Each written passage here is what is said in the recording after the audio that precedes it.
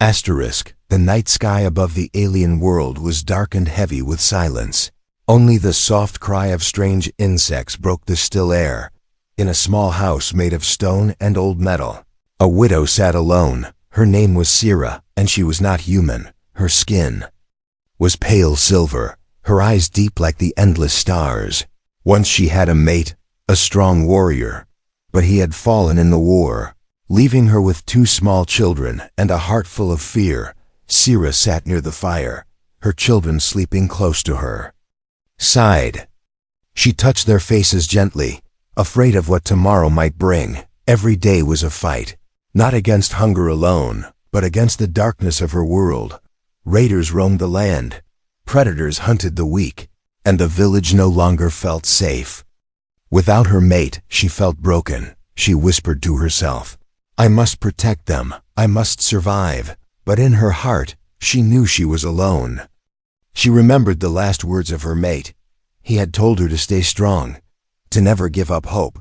Yet hope felt like a faraway star, shining but out of reach.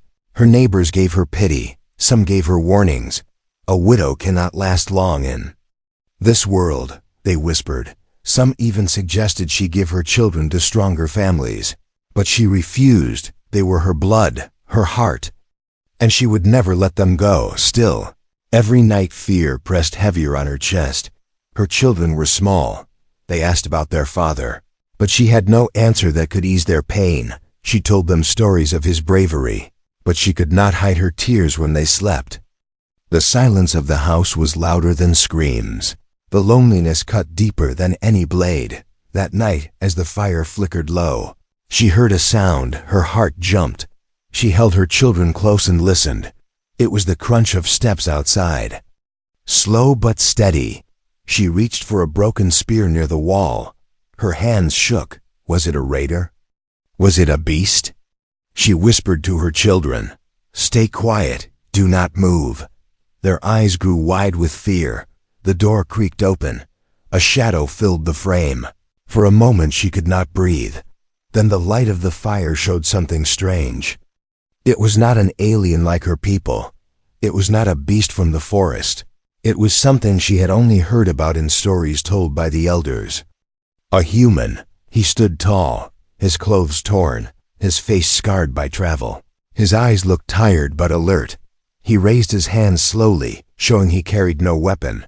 Sira felt her grip on the spear tighten. She had heard many things about humans. Some said they were dangerous, carnivores who could kill without mercy. Others said they were protectors, strong and loyal. She did not know which story was true. "Please," the human spoke, his voice low and rough. "I mean no harm." She froze. His words were strange, yet she understood him. Perhaps through some shared tongue, perhaps through the quiet magic of fear and need. He looked at her children, then back at her. He did not move closer, only stood in the doorway. Sira's mind raced. Should she trust him? Should she drive him away? A human in her home could mean danger, yet something in his eyes did not look cruel. They looked tired, lonely, and full of something she had not seen in years. Compassion.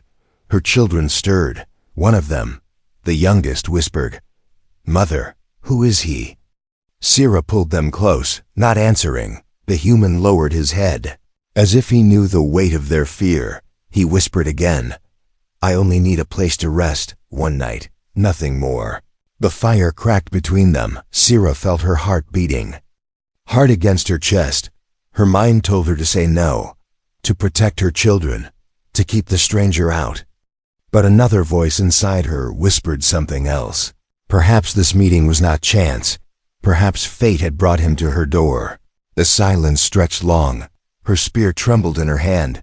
The human did not move. The night outside seemed darker, colder, as if waiting for her choice. Sira's breath shook as she finally spoke. "Stay near the fire. Do not touch them. Do not move closer." The human nodded slowly and stepped inside. His movements careful. He sat down near the fire, the warmth touching his tired face for the first time in many moons. Another presence filled the empty house. Sira kept her spear close, her eyes sharp, but inside her chest something stirred. a feeling she had buried under fear and grief, hope, asterisk. The fire burned low, casting long shadows on the stone walls. The human sat silently, his eyes fixed on the flames. Sira did not lower her spear. Her children clung to her clothes, their small hands trembling. The silence between them was heavy, broken only by the crackle of firewood. Sira studied the human carefully. His hair was dark and unkempt, his skin marked with scars. His clothes were torn as if he had walked through storms and battles. He looked weary, but not weak. His eyes, though tired, still held a sharpness, a watchful light that told her he had seen danger many times. "Why are you here?" she finally asked. Her voice was cold, strong, even though her heart was racing. The human turned his head slowly. He did not smile. He did not threaten. He only answered in his rough voice. "I was traveling. I lost my path. The night fell before I found safety. I needed a place to rest." Sira's grip on her spear tightened. She did not trust his words fully. Humans were stories to her kind, stories that carried both fear and wonder. Some said humans destroyed. Some said they protected. Which one sat before her tonight? Her eldest child whispered, "Mother, I am scared." She placed her hand gently on his head. "Stay close to me," she said softly. But her eyes never left the stranger. The human noticed the children. His gaze softened for a moment. He lowered his head slightly, not in shame, but in respect. "I will not harm them," he said quietly. "I know what fear looks like. I have carried it too long." His words struck her heart in a way she did not expect. A being who spoke of fear with such honesty could not be a simple predator, yet she did not lower her guard. She moved closer to the fire and sat, her children between her and the stranger, the spear still firm in her hand. Time passed slowly. The fire gave little warmth against the cold of the night. Outside, distant howls of beasts echoed through the darkness. The children shivered and pressed against their mother. The human lifted his head at the sound, his jaw tightening.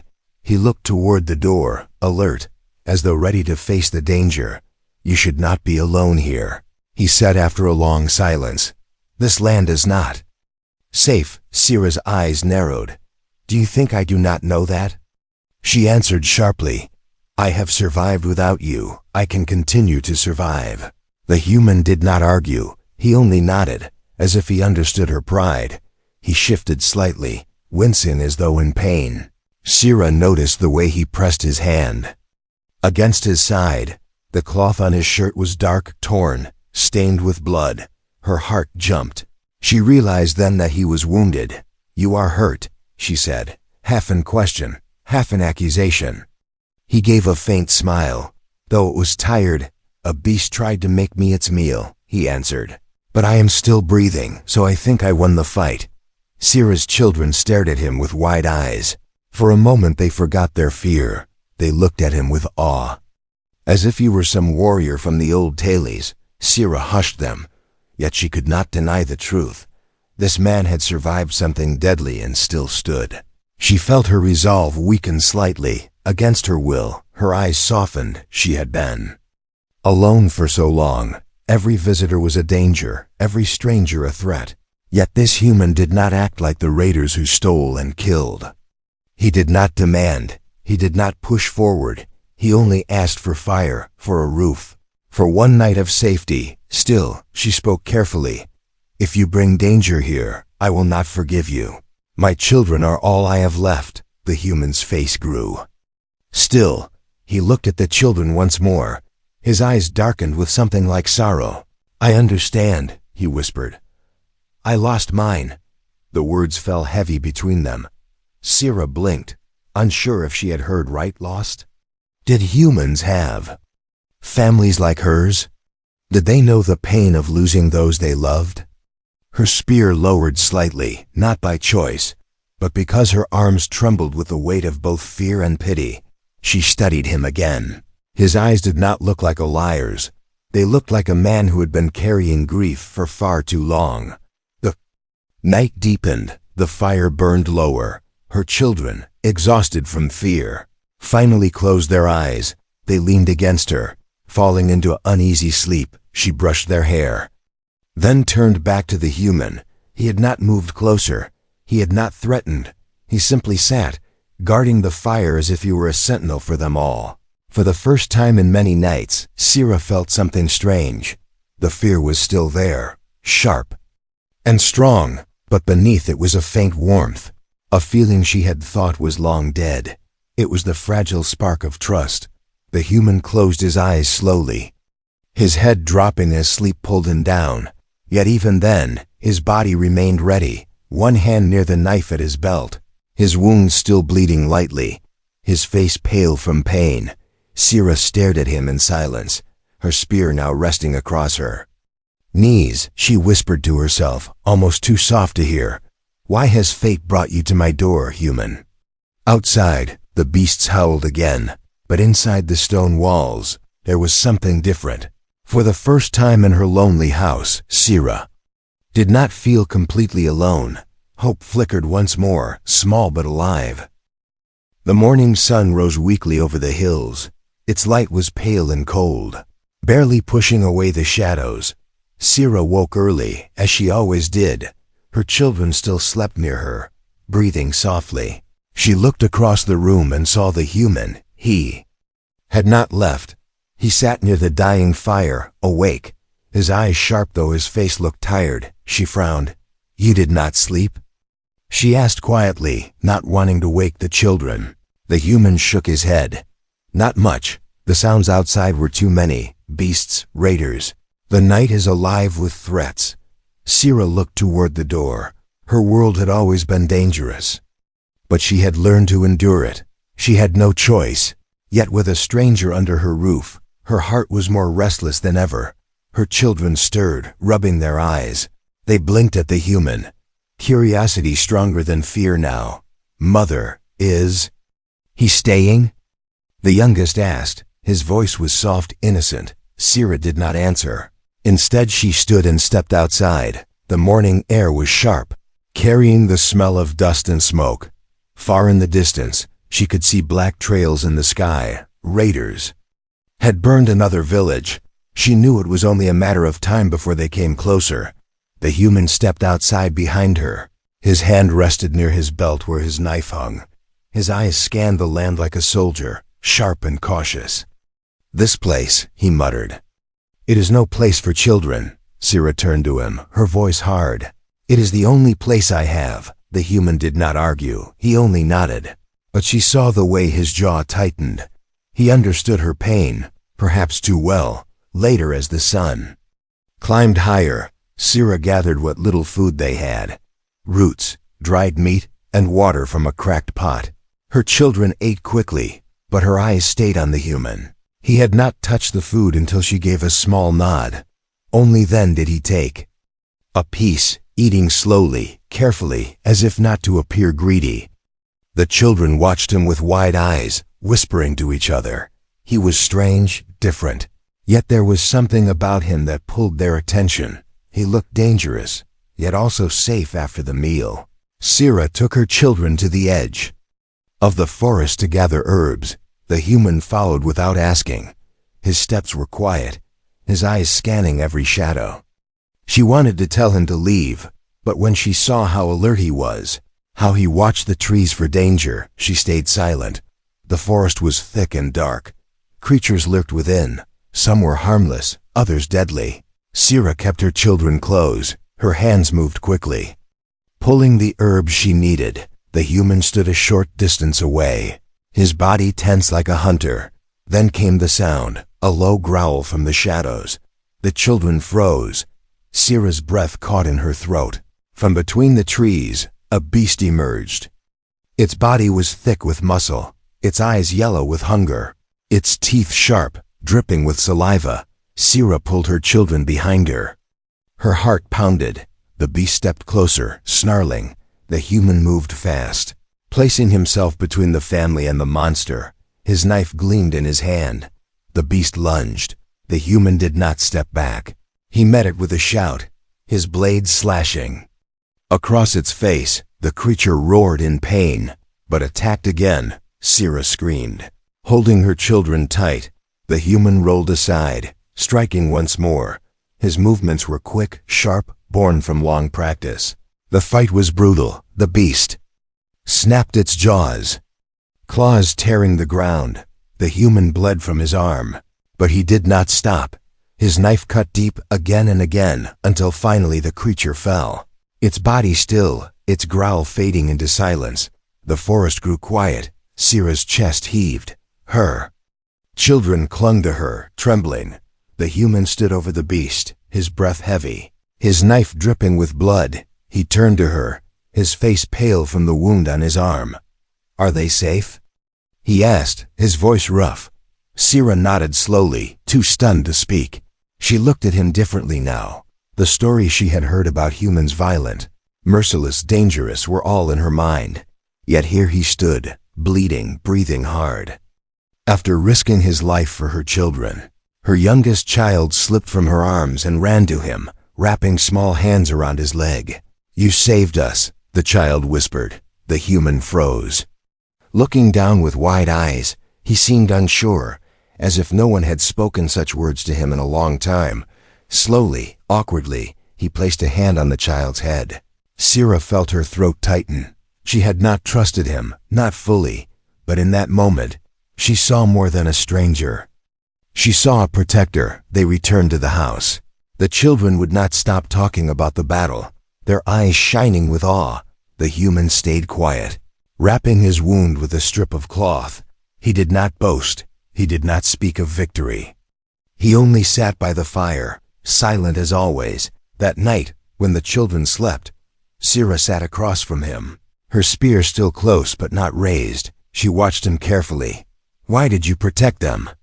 she asked softly. He looked at her, his eyes tired but honest. "Because they needed me," he said simply. "And once, I had someone who needed me too, but I failed them." Sierra felt her heart ache at his words. She wanted to ask more, but his gaze returned to the fire, and silence grew between them again. The world outside was dangerous, filled with beasts, raiders, and hunger. But inside that small stone house, something was beginning to change. For the first time, the widow was not fighting her battles alone. Days passed, and the human did not leave. At first, Sierra told herself it was only because of his wound. He needed time to heal. But even when his strength began to return, he stayed.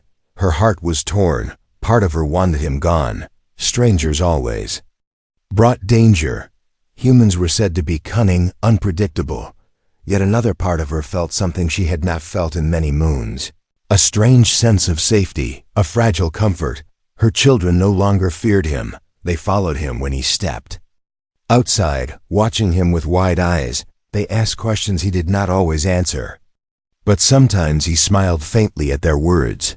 Sierra saw it, and her chest tightened. He was slowly becoming part of their world. One evening, she found him sitting near the door, sharpening his knife. The firelight danced across his face. She studied him quietly, then asked, "Why do you stay? You could have left once your wound was better." The human paused. His hands stopped moving. His eyes stayed on the blade for a long moment. Then he answered softly, "I do not have anywhere else to go." The words struck her. She had expected excuses. She had expected half-truths. But his voice carried no lies, only emptiness. She looked at him and saw not just a warrior, but a man who had lost more than he wanted to say. That night, after the children fell asleep, she sat across from him. Her spear was still near, though her hand did not reach for it. "Tell me," she whispered, "what happened to your family?" The fire crackled between them. For a while she thought he would not speak, but then, slowly, his rough voice broke the silence. "My world burned," he said. "The war took everything. My people fought until there was nothing left. I had a wife, I had a child, but I could not protect them. I was too far, too slow." His words were sharp, but his voice shook. Sierra felt her chest ache. She had not expected such pain to rest behind his eyes. Her own heart carried grief. She too had lost her mate to war. She too had held her children close at night, whispering promises she was not sure she could keep. She looked at him differently after that night. His silence was no longer cold, it was heavy with sorrow. A sorrow she understood. As days turned to weeks, the human began to help more. He gathered wood for the fire. He carried water from the stream. He hunted small animals and brought food for the children. At first Sira resisted. She told him she did not need his help, but secretly, she felt relief. The burden she carried alone was now shared.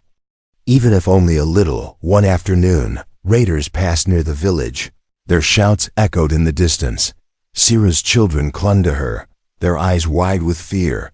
The human stepped forward, his knife in hand. His stance strong. For hours he watched, waiting, protecting, until the danger faded into silence.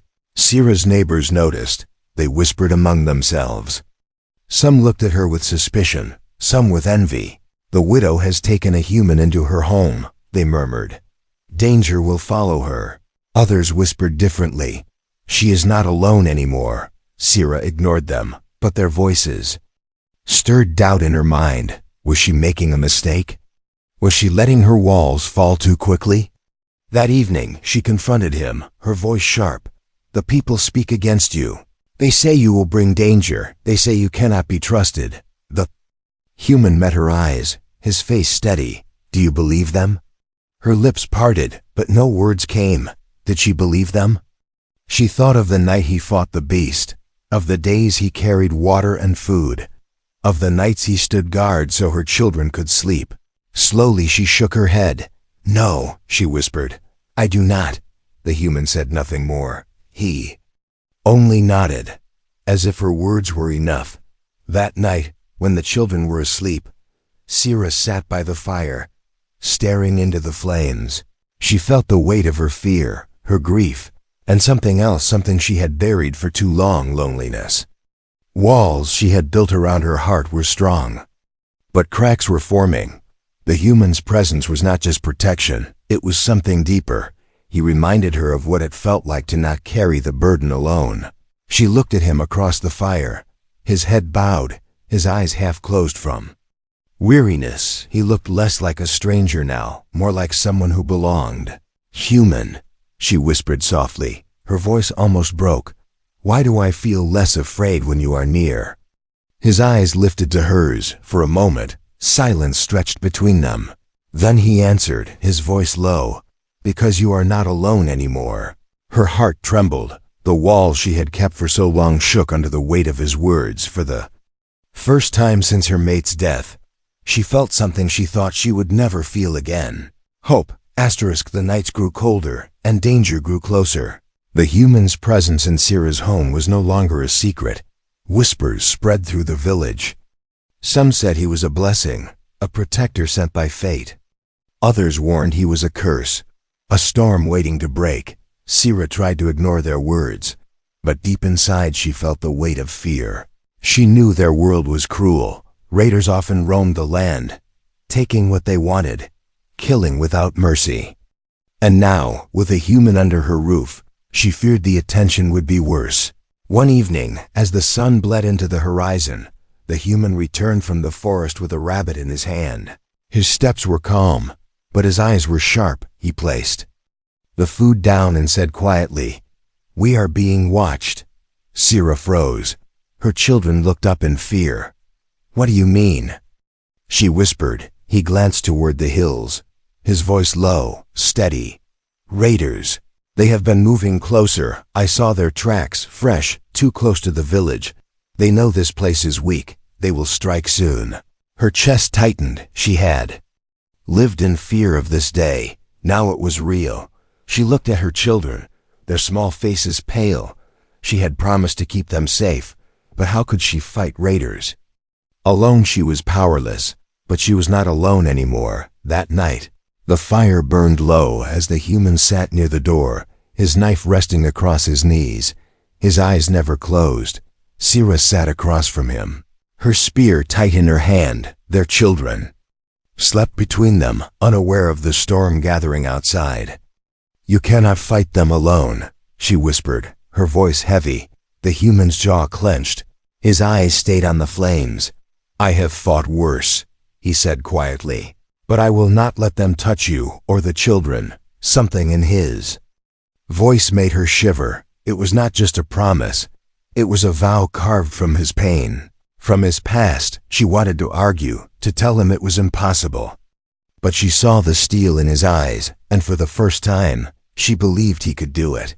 The next day was heavy with silence. The villagers gathered in small groups, whispering. Some prepared to flee. Some prepared to beg the raiders for mercy. Sira felt anger rise in her chest. How could they leave their home so easily? How could they abandon their children? When she returned to her house, she found the human sharpening his blade. His hands were steady, his face calm. He looked up at her and asked, "Do you trust me?"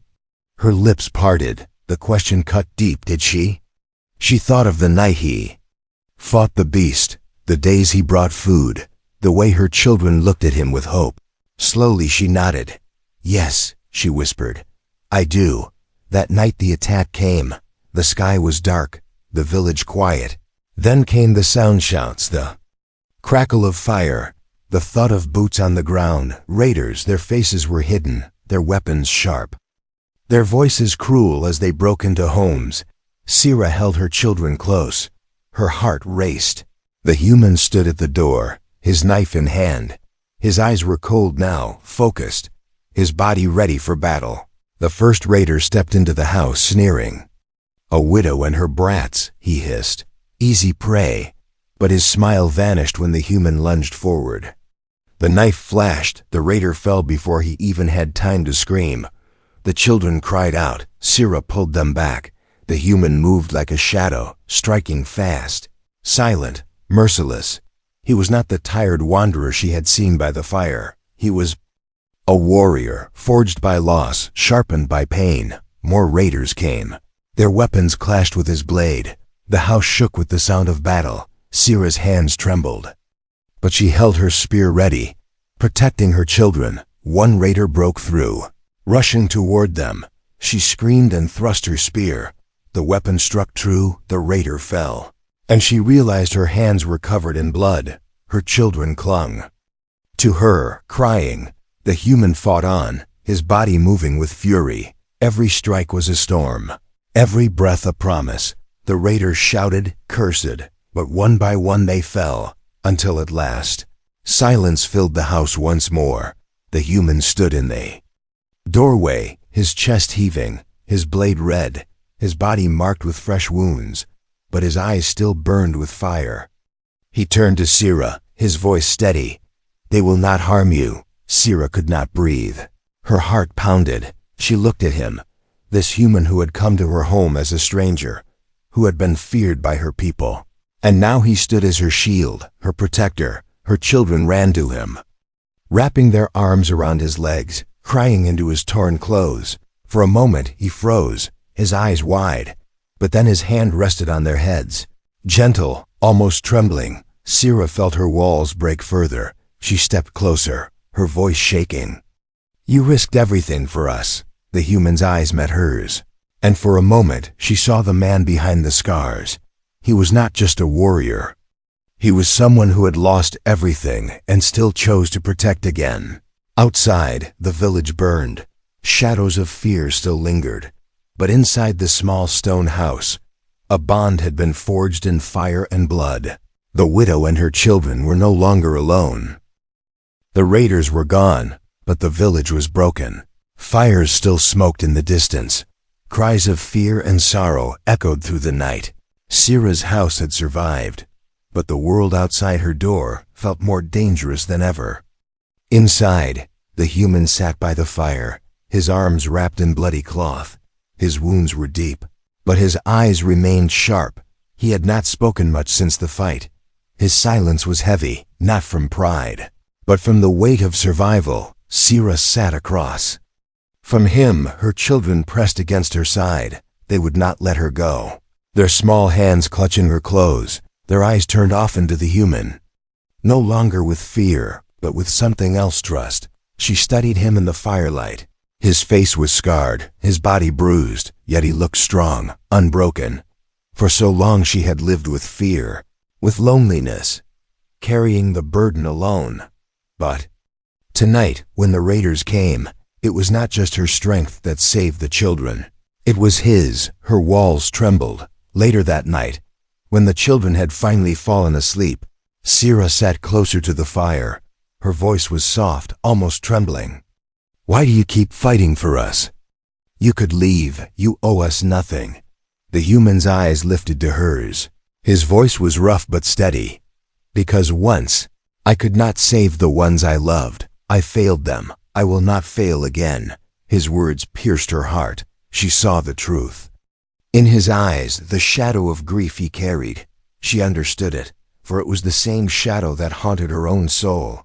She lowered her head, whispering, "We are broken, human, but the children, they deserve more than fear, more than loss." Silence stretched long. The fire crackled. The night outside cold and still. Finally, she raised her head. Her eyes shone with tears she had held back for too long. Her voice shook as she whispered the words that had been trapped in her chest. "Stay with us." The human froze. His breath caught as if the words struck harder than any blade. He stared at her, his eyes unreadable. Sira's hands trembled, but she did not stop. "You protect them when I cannot. You give them hope when I have none. You fight like a father, though you are not their blood. Human, I beg you, stay with us. Be a father to my children." Her voice cracked, breaking into the silence. She bowed her head, ashamed of her weakness, but too desperate to hold the words back. Her tears touched the floor. The human said nothing for a long time. The weight of her plea filled the room. His hands clenched on his knees, his jaw tight. He looked at the children, sleeping softly, their faces peaceful for the first time in many nights. Finally, his rough voice broke the silence. "You ask me to take a place I do not deserve." Sira lifted her head, her eyes burning. "You saved them. You bled for them. You deserve it more than anyone." His gaze softened, but pain flickered. In his eyes, "I had a child once," he whispered. "I held her in my arms. I promised her I would always be there. But I failed. She was taken, and I could do nothing. Do you understand? My hands are stained with that failure. How can I be a father again?" Sira's heart ached. She wanted to reach for him, to take away the weight he carried.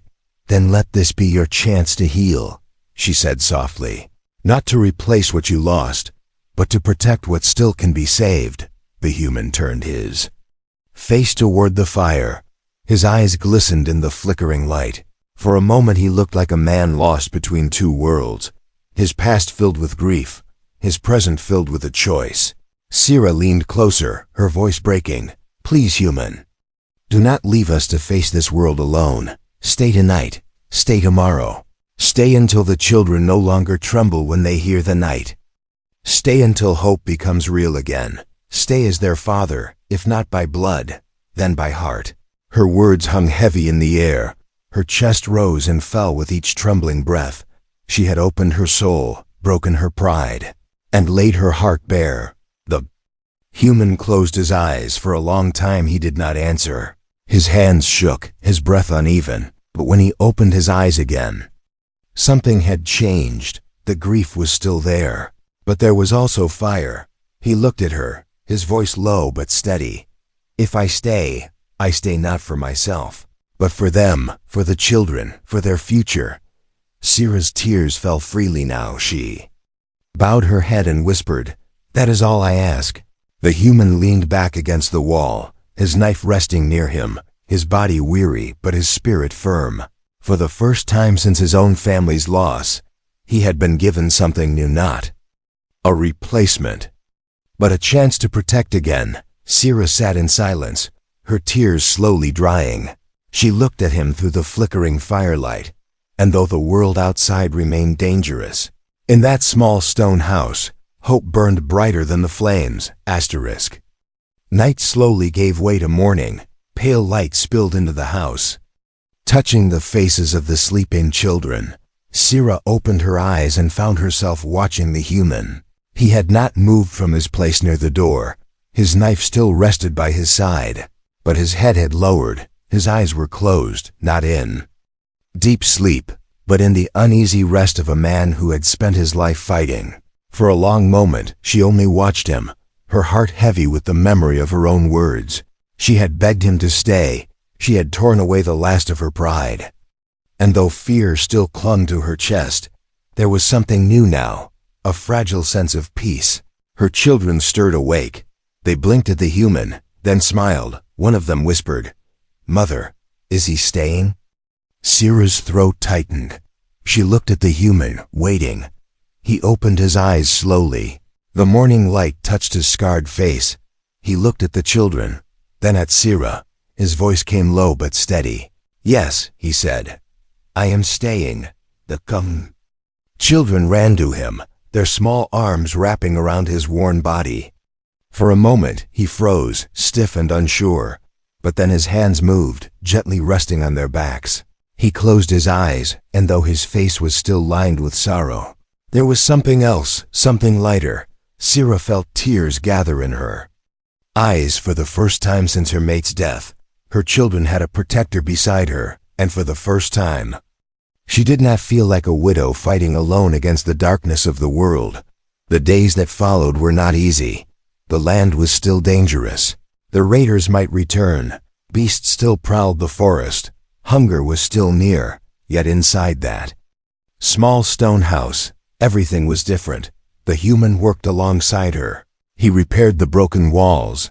He set traps near the forest. He taught the children simple skills, how to tie knots, how to listen for danger. They followed him with eager eyes, learning, laughing. For the first time, laughter returned to Sira's home. At night, he kept watch by the fire, his eyes always alert. But sometimes, when the children had fallen asleep, he spoke quietly with Sira. He told her fragments of his past, his battles, his travels, his grief. She shared her own memories, her fears, her hopes. Their words built a bridge, stone by stone, breaking the silence that had ruled her nights. The villagers noticed. Some whispered still, some kept their distance, afraid of the human's presence. But others began to see the truth. The widow's children were no longer weak. Her home was no longer vulnerable, and the human, though feared, had become a shield not only for her, but for all who lived nearby. One evening, smoke rose again on the horizon. Another village had been attacked. The people trembled, preparing to flee, but the human stood tall, his voice steady. "We cannot run forever. If we always run, there will be nothing left. We must stand, we must protect what is ours." Some scoffed, but others listened. Sira stood beside him, her spear in hand. For the first time, she felt her strength grow not from desperation, but from hope. She was not alone.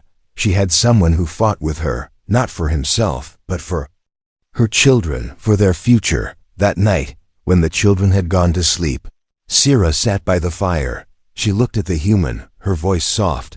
"Do you regret staying?"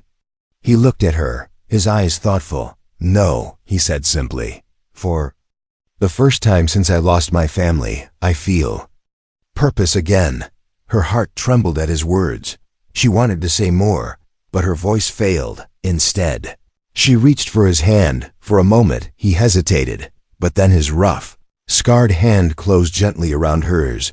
The silence between them was warm, filled not with fear, but with something new, something fragile, something strong.